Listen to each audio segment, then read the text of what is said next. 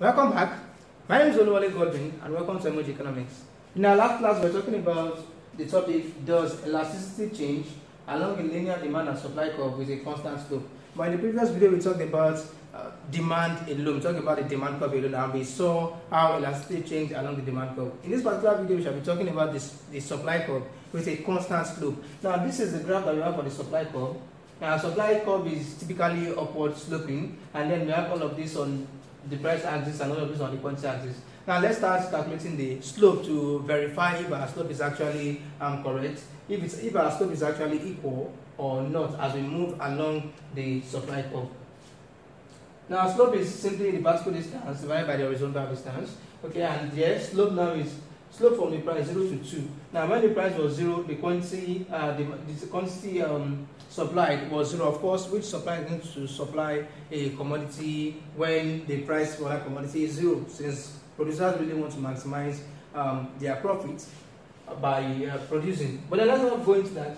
When the price was 0, quantity supplied was as well 0, and then the price rose to 2. So once calculates the slope between this point, this small triangle here, okay, from this point to this point, and this point to this point. So that's what one wants to calculate. So what do we do? Since slope is the change in what's on this axis divided by the change in what is on this axis. So we have the moving from here to here. So this happens to be the new price. So new price minus old price, which is 2 minus 0. Then divided by, now it's price 2. What is the quantity? Quantity is 5. Then 5 minus 0.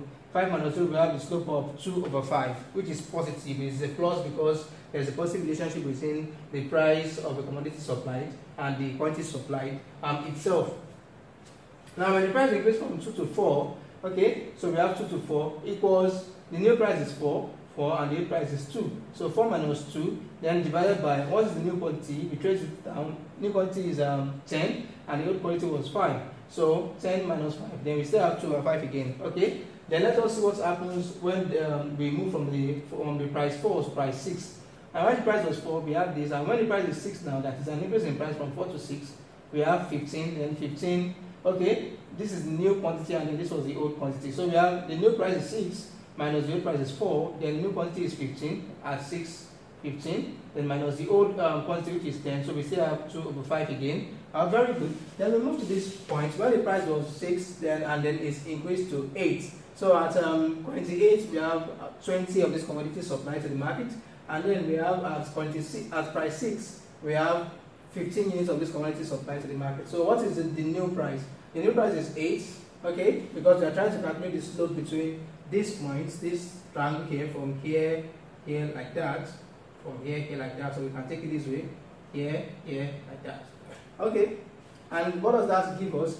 The new price is 8, so we have 8 minus the old price is 6. We have 6, then divided by 20, okay, which happens to be the new quantity now, 20, then minus 15, okay, because we also have an idea of what we've been saying. So this is what we call the slope at this point. So we are just trying to get the slope between here, point A, point B, point C as this particular point. That's what we've been doing since the beginning. Now we still have 2 over 5 again. Then what is the slope when the price moved from 8 to 10? Now when the price was 8, the quantity supplied to the market happens to be 20, and now that the price is 10, the quantity supplied to the market is 25, which follows the law of supply, that an increase in price is going to lead to an increase in the quantity produced by the producer, other things being equal.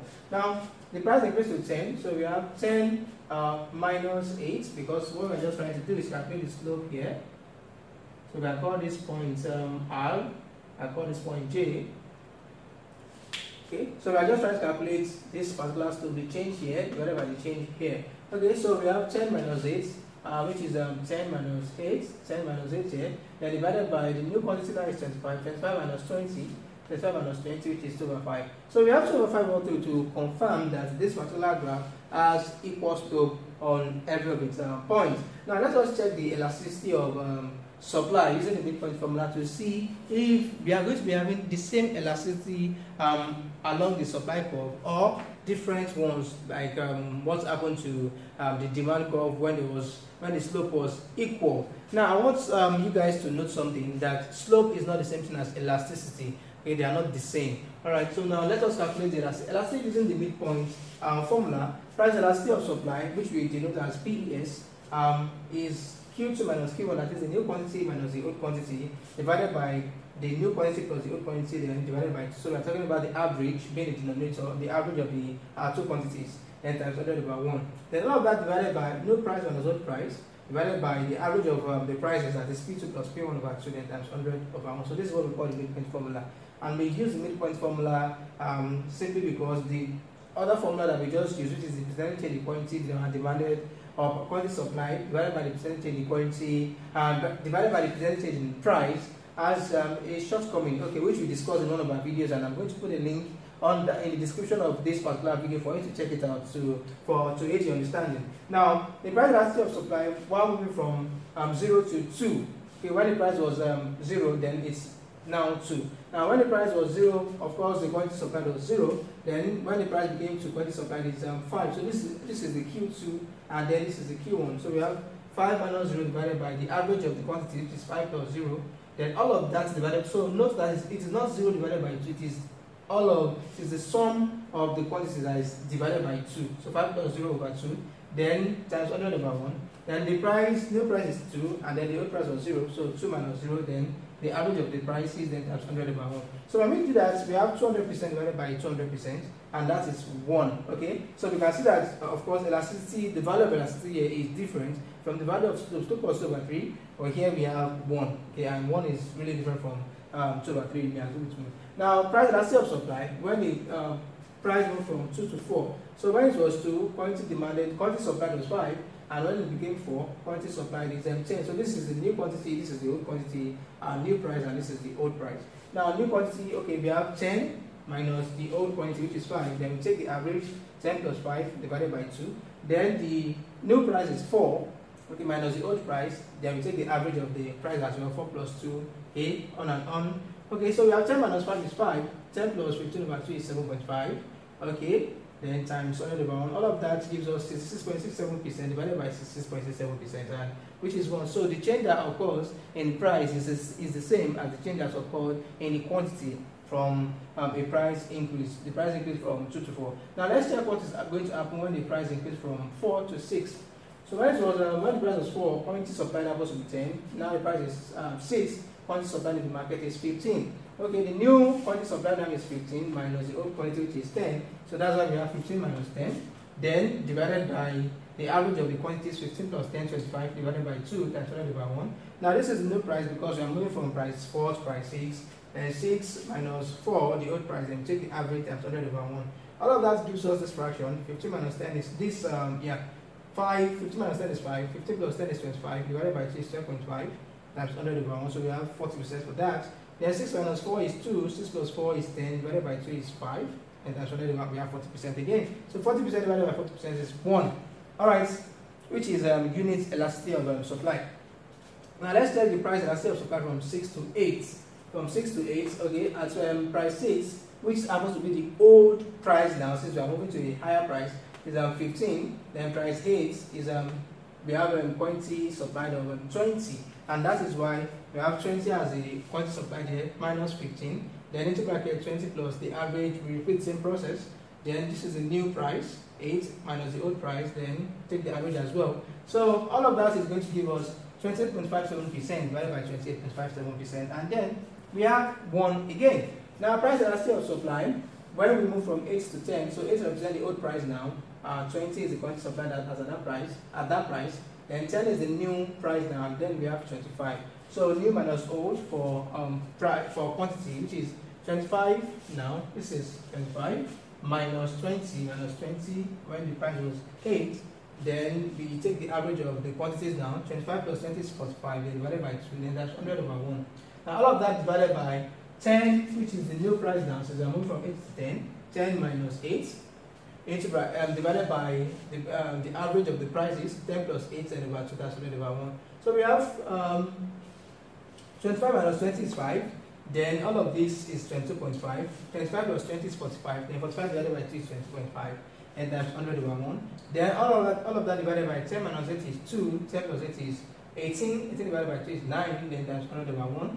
So we have 22.2% and 20.2%, which is still 1. Alright, so the general thing that we can go with here is simply the fact that along a supply curve that has the same slope, we also have the same elasticity. And in fact, what we have here is unit elasticity. But I want you guys to know something, that the percentage in price and the percentage in quantity are not actually the same. Now, when we move from 0 to 2, that is when the price was low. Now let us check. So we had the change that occurred in price was a 200% change, and then the change that occurred in quantity happened to be a 200% change as well. Now by the time we move from 2 to 4, now look at it, the percentage change has decreased. It's not just 200% again, it is now 66.67%. That is to tell us that as we move upward from the left hand side of the supply curve that with a constant slope to the rightward part of a supply curve with a constant slope, the percentage change that occurs in prices and quantities, they decrease. Okay, let's continue. Then look at what is happening here. When we move from 4 to 6, 40%.